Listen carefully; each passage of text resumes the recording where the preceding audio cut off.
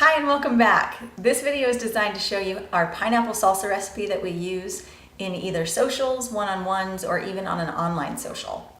The first thing you're going to do is get a can of pineapple rings and you're going to put them on your board. You're going to use your 7-inch Santoku and demonstrate how to chop properly. A chopping knife, just so you know, is used like a paper cutter. You want to anchor the point to the board and slide the food to the back of the blade and then push straight down.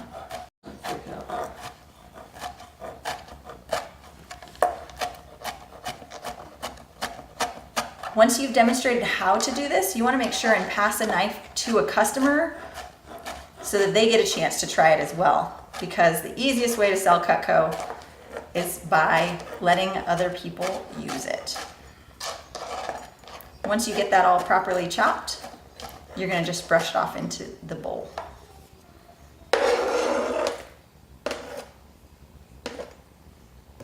The next step is going to be your red pepper. To do this properly, you have to core it, but first cut it in half with your Santoku knife. Then take your table knife and core the pepper, just like you would if it were a paring knife. Very carefully slide it all the way in and around that core. I like to use half a pepper for a can of pineapple. And then you're going to just do the same thing, just chop and dice it like this.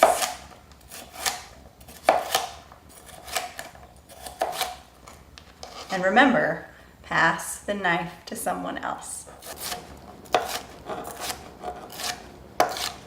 Unless, of course, you're doing this in an online social.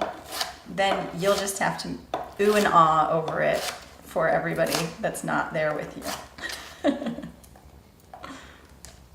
Scrape it into the bowl.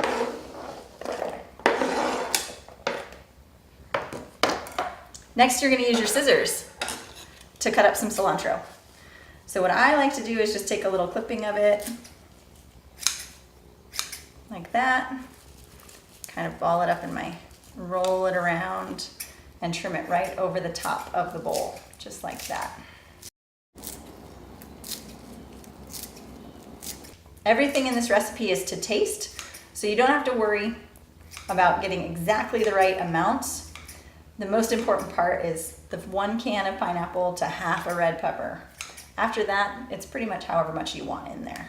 Some people don't like cilantro, so don't use too much of it, but don't be afraid to put it in there even if they don't like it.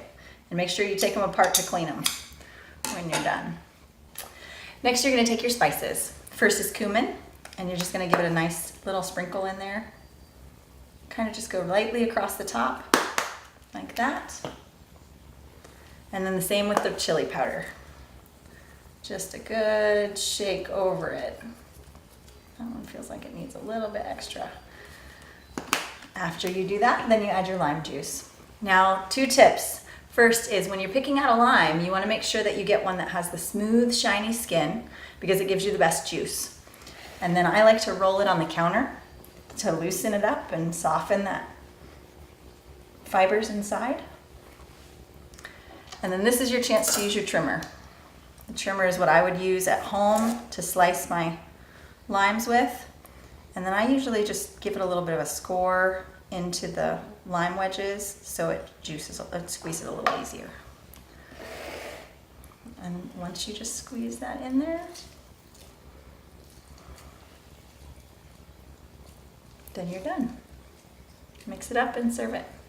Thanks so much for watching. I hope that shows you exactly how easy it is to make the pineapple salsa, whether for a group, a one-on-one, or an online social. Also, make sure you're using your pop-up portfolio. It walks you through the recipe and the tools and how to use them.